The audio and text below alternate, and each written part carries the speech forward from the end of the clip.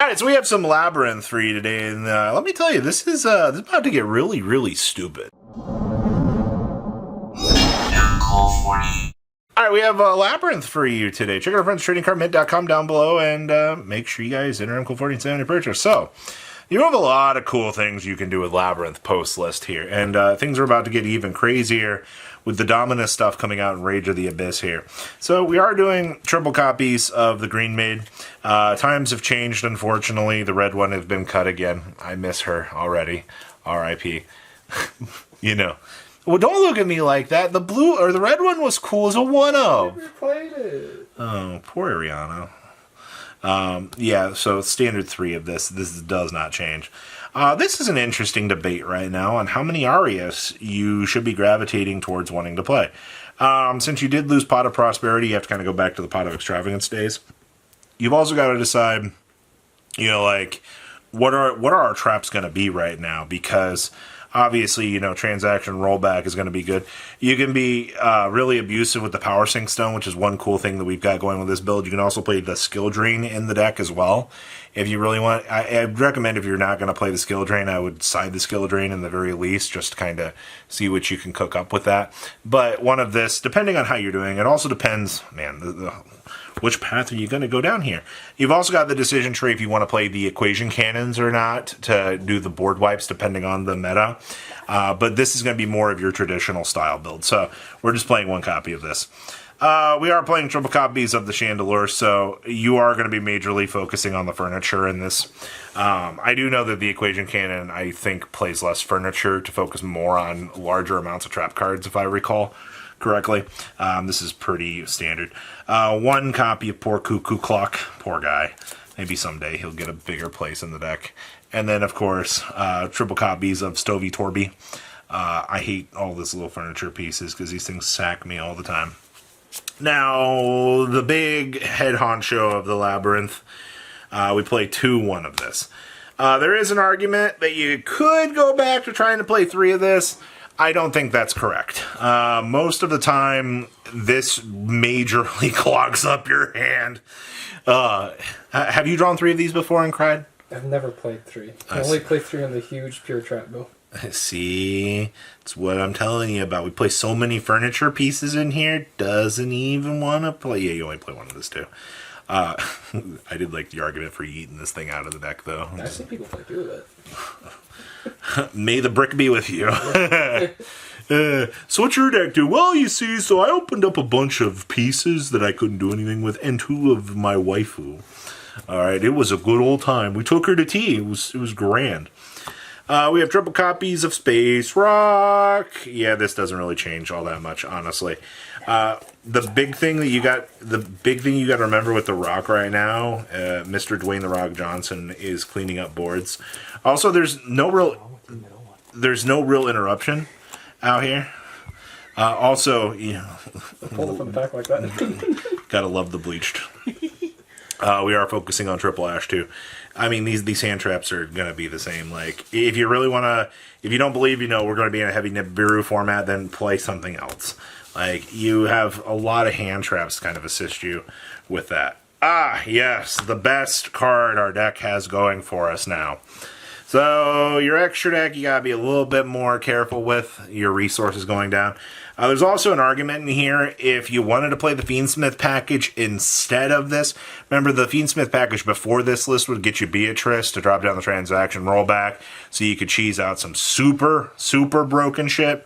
But now there's been a discussion, you know, if you want to play the Fiendsmith package to put up the Wave King Kaiser for the extra layer of protection, or, you know, to have the Desiree standing next to it, depending on how you've opened up. The only real big major thing is Lab's not the best at spamming monsters for the extra little piece. And most of the time, like, if I'm spamming the extra monster to do the Desiree line of play, I would rather just, you know, have this sit on the field instead of linking it off for something else. So, yeah, you got some interesting discussion points to consider what you want to do. Especially, you know, post-Dominus Impulse out here, you know, do I want to focus on the Fiendsmith package in the deck, or do I want to focus on, you know, having extravs to generate the actual value? We are playing the one called by the grave. There is consideration for putting back in the field spell as well, if you really want it. it all comes down to deck build preference. I think 1 is fine for Called By versus Field Spell. 3 welcomes of the big kind. This card's absolutely nuts for the deck. And then 2 copies of Standard Welcome. I think this ratio has been locked like this for the longest time. Yeah, you don't mess around with this. We also have triple transaction rollback. This is everything that you want to see. Hey, rolling back this, you know. Seeing these should be fine. We also have the triple imperm, same standard thing out here. You know, you want to be able to blank your opponent and do your thing. Very important that you do play the Destructive Daruma Cannon right now. We still do have stupid monsters in the game that, you know, like to try to be unaffected. You need to use the Destructive Daruma Cannon to clean those problems up, and you can do so very, very easily. We also do have the 1 punishment in here. It depends on what you want to do with your punishment targets. There's some pretty interesting stuff you can do. And of course, the 1-dimensional barrier. I was trying to make an argument to cut this, but I think this is pretty good. And then we're trying 2 Power Sync Stones right now. So to clarify what makes this card so incredibly stupid, it's the minute you get the 2 counters on this, no fun allowed, alright? But since you're playing Lab, you can trigger your effect first, and then your opponent goes, you're a tricky one. And then they can't do anything for the rest of the turn. That's the thing that makes this so freaking stupid. The other big thing is it rolls off at the end of every turn, so you'll at least get 1 monster effect every single turn. So this is going to be your beautiful skill drain at home, as we're going to call it, just to stop your opponent from making any real progress in the game. Like I said, you can try 3 of this. You can try, you know, the skill drain in here as well. You got some options in front of you for what you want to do. So that's the main deck. Extra deck. Oh, baby. 1 SP, this never really changes all that much. You want to have this be the standard interrupter that it needs to be for you. This is a major dump target for the punishment. Also having this be an extremely huge number for the punishment target is going to help you out. We do have the 1 relinquished anima in here as well. General suck-up target for punishing the opponent. This is in case we have to link climb for whatever situation we found ourselves in. We need this. Nightmare Phoenix to help answer a threat on the opponent's field. 2 News Reporter. This card actually... Does this come up all that much for you? I feel like it's very hit or miss. You gotta keep getting your big lady back on the board if they take her out. Take her out back and put her down. We also do have the 1 Doomsday Star. This doesn't play the 1. Alright. Dingreasu, this is your spot removal in case, you know, you do happen to see all the ladies in the world. We also have Zeus Man here to turbo clear up a field. We do play the 1 Chaos Angel. This is actually pretty important because it's a furniture piece plus level 8 gets you into this. The fact that this spot removal handles pretty much anything for you is going to be really, really good. We also have Garua for draw target. We have Chimera. We're feeling spicy today, I see, for the targets.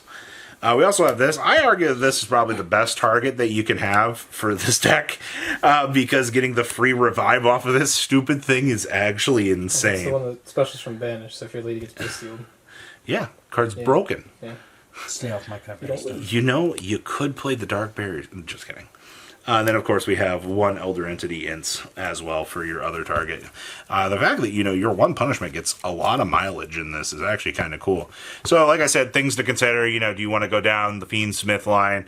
I think exploring the Power Sync Stone is probably a better idea, just because I personally think that this card's really good. Being able to apply the markers as you need them is actually going to be a huge W for you. Outside of that, you know, check out our friends tradingcardmate.com down below. See what Labrynth can actually do for you. Like I said, we're going to, in a month, this deck's going to undergo one of the coolest changes that you can actually have. Yay, more hand traps.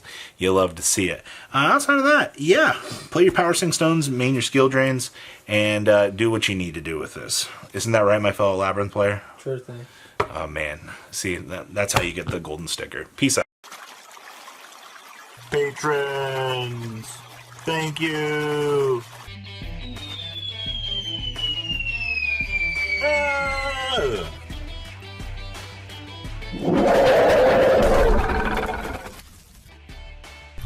Thank you so much for watching. Check out these other videos.